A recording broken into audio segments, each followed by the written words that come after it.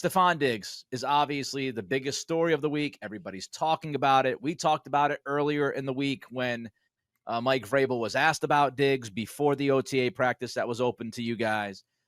Since then, since we discussed the initial reaction from Vrabel, what have you heard about this Diggs situation?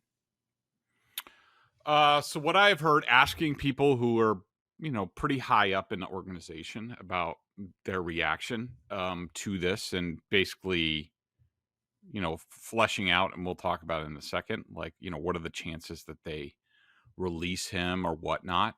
Um, what I am being told, and again, this is what I'm being told. I don't know exactly what the truth is, but these are people, that steer me the right way. Um, this is basically, the team looks at this as, yeah, not a great look. Wish he was here a little bit more, but it's voluntary. What are you going to do? That's sort of where they are. And, um, you know, eh, part of this narrative, and, we'll get into a little bit more, because, the crying and the whining on sports talk radio here in Boston about this. Um, they act like this is some sort of surprise to anybody. Okay. First of all, let's talk about, if the Patriots had their druthers, we know that they had other people, namely Chris Godwin, who was a guy who they wanted. I don't know if Chris Godwin, I think he's coming back from a serious injury. I don't know whether he's around the Bucs, whatever, what have you. The Patriots had other priorities. We all know this, in terms of free agency, whether it be receivers, tackles. We all know Stefon Diggs was well down the line. It was basically born out of desperation. They struck out with their other plans, um, all that stuff. So they knew what they were getting into. They have, like we said at the time, they have a ton of background on these guys. Josh McDaniels' brother coached him in Houston. Other people have background with him. I think Todd Downing was in Minnesota with Diggs. They knew exactly what they were getting into. And the reason that they wanted him is, like, during the season, whether it's practice or the games, at least in the short term for first season, the dude's a dog. And he works his butt off. One person who I asked about, talking to Diggs about in recent days, called him ultra competitive. Okay. That's why they got him. Okay. You can get the crying and the whining from Felger. Here's your tissue, Felger. Is he here? Is he working hard? First of all, you know what you're getting in Steph Diggs. Okay. This whole Cardi B thing, they've been dating for months. This is not new. This is not new that Stefon Diggs associates with, let's just say, colorful personalities, off the field, the way he conducts himself. There's tons of, rumors and all that stuff. Okay. So that was part of it. Number two, this guy is going into his 11th year. He's a diva receiver. You put those two things together, and those guys don't really, show up a ton in the offseason. The older you get, the more you've been through it, those guys don't show up a ton, especially when you bring the diva receiver into it. Third of all, he is rehabbing an ACL injury. He's not going to be on the field anymore. Yes, they got Stefon Diggs for his leadership.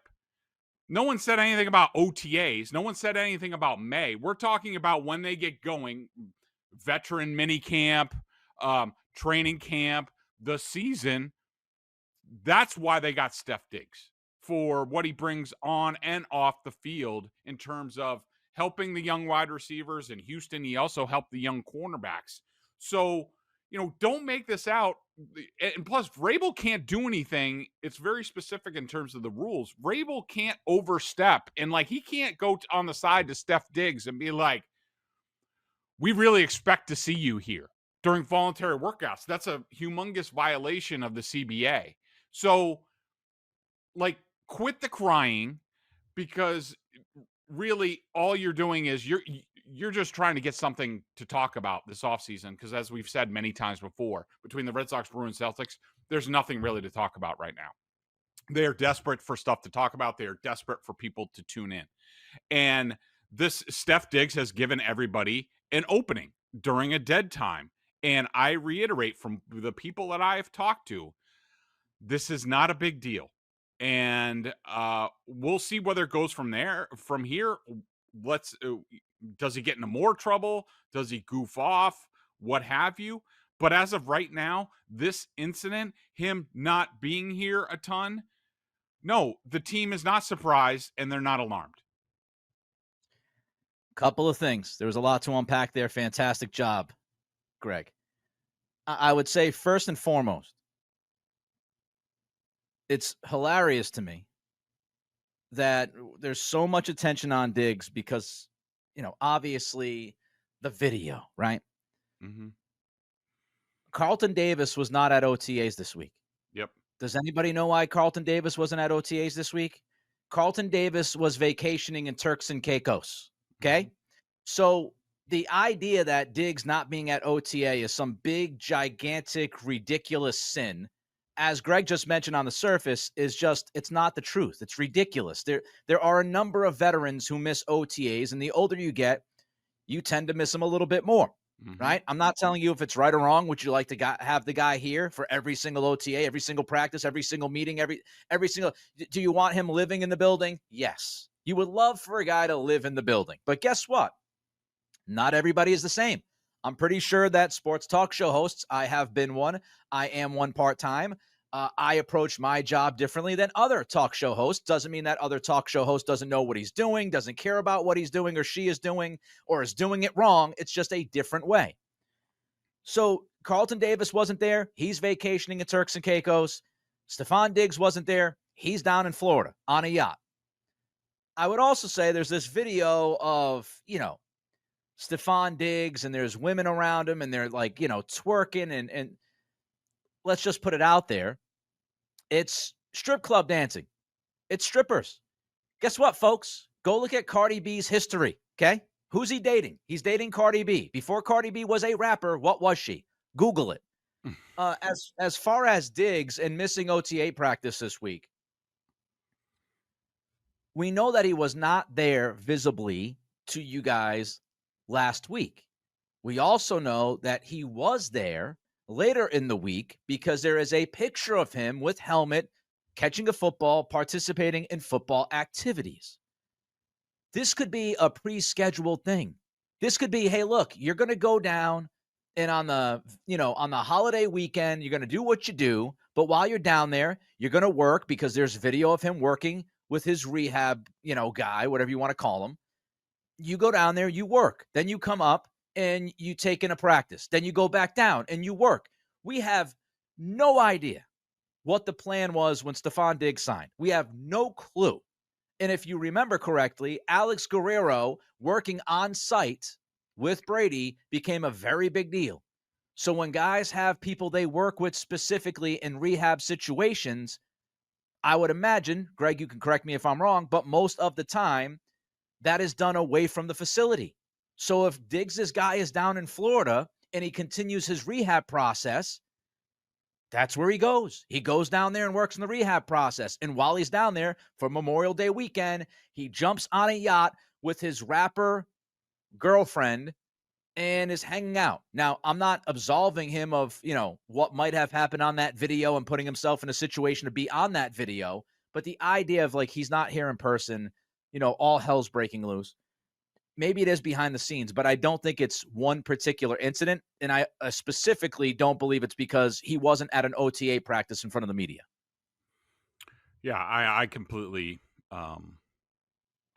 agree with you. I mean, it's just the incessant whining and crying from talk show radio hosts, namely Felger, who yesterday, I don't know if you heard it or not, but he basically just whined and moaned about journalists, quote unquote, not doing their jobs. Okay.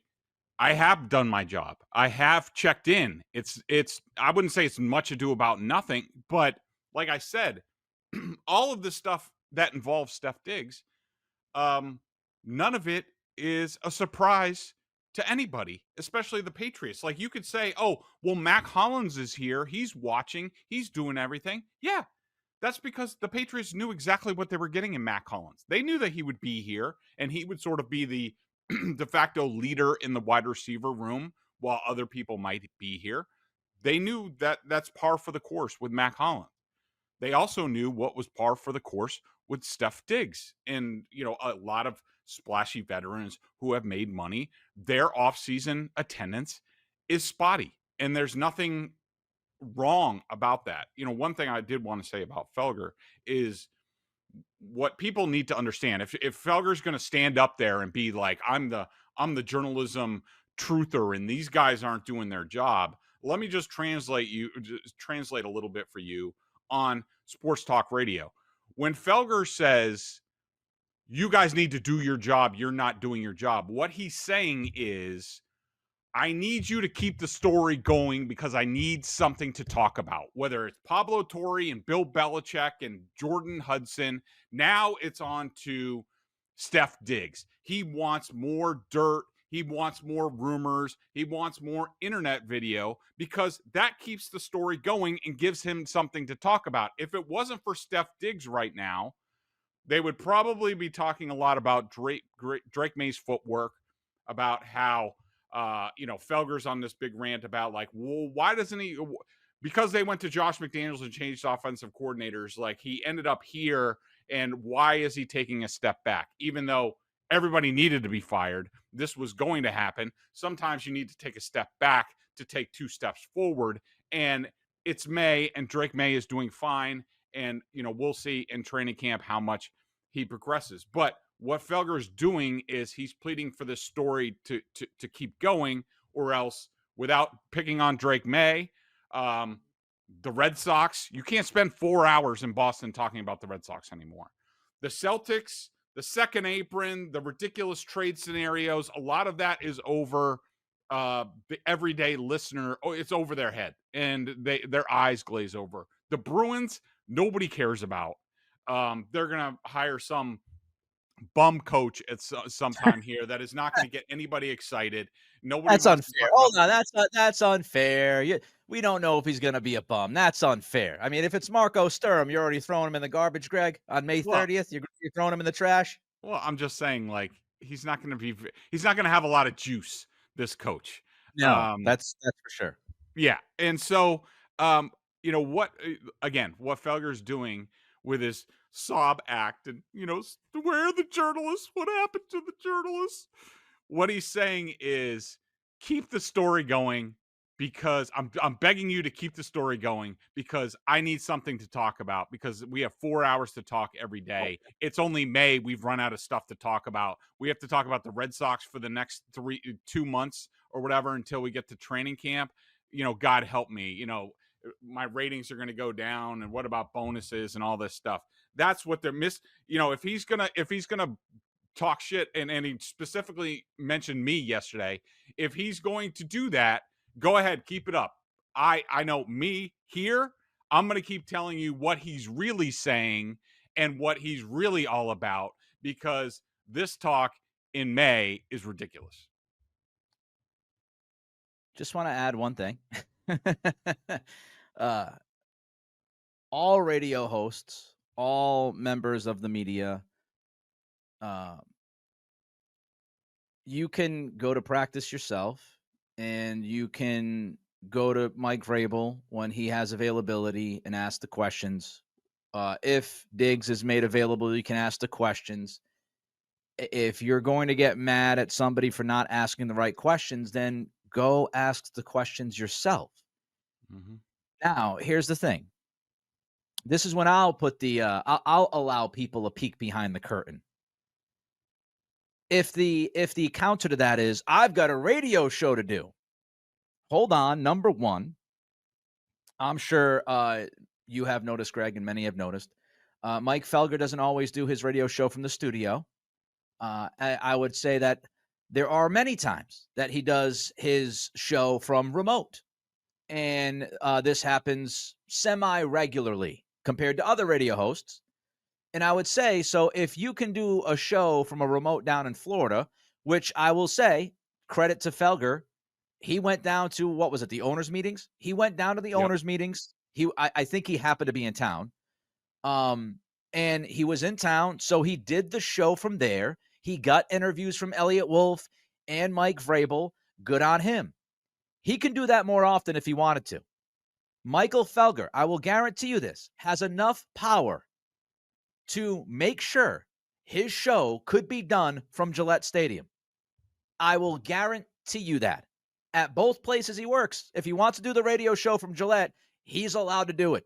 He would do it. Trust me. If he wanted to, the whole show would just move. Zoe and Beetle do it all the time during training camp. So this idea, NBC Sports Boston would move heaven and earth to allow Mike Felger to do a show early edition from Gillette Stadium. I guarantee you that. If Felger raised his hand and said, I want to go do every single show this week from Gillette Stadium so I can get down to the bottom of the Stefon Diggs thing, everybody would help him do that. So it's not that he's not allowed and that he can't do it and that other people have to do it. So I would just like to throw that out there. So if you're gonna throw shots at people, you're gonna throw shots at journalists who go there every day and do their job. Hey man, the counter is, why don't you just go do it? Because you can do it. You did it for a long time. So some people continue the grind, like Greg, like OG Karen Garigian. They continue the grind because that's what they do. And so it's always easy to throw rocks from the outside looking in. Before I get to one more question about Diggs. Real quick on that, you know what also? Sure. The way they have these OTAs set up, they actually fit perfectly in with Felger's timeline. So Vrabel is available about 11:45 a.m. Practice runs until about 1:45. So Felger, if he wanted to, could go down, be at Vrabel's availability, sit on the hill, watch Drake May for himself, watch who's there, watch all of this stuff, and then he could go on a sports talk radio program on location and tell everybody what he heard, what he saw, how his questions that he asked Vrabel, like all that stuff. He could certainly do that, and he chooses not to do that. Last question about Diggs before we get to the mailbag. Do you believe his roster spot is in any kind of danger? As of today, no. I mean, I wouldn't quite put the odds at 0%. Of him, we'll have to see how things progress. But as of today, what he's done to this point, no, I would put the chances of him, as of right now, his standing on this team is about, 98, 99%. There is nothing so far that has surprised the Patriots at all. It's part of the deal. Like we said, they were desperate to get in a wide receiver. Diggs was one of the few who was available. He's dealing with the ACL. They know everything that goes with that with him. And so far, look, the boat thing wasn't a great look, and they didn't love it. But it has to this point has not put his roster spot in jeopardy, and I don't expect that to change.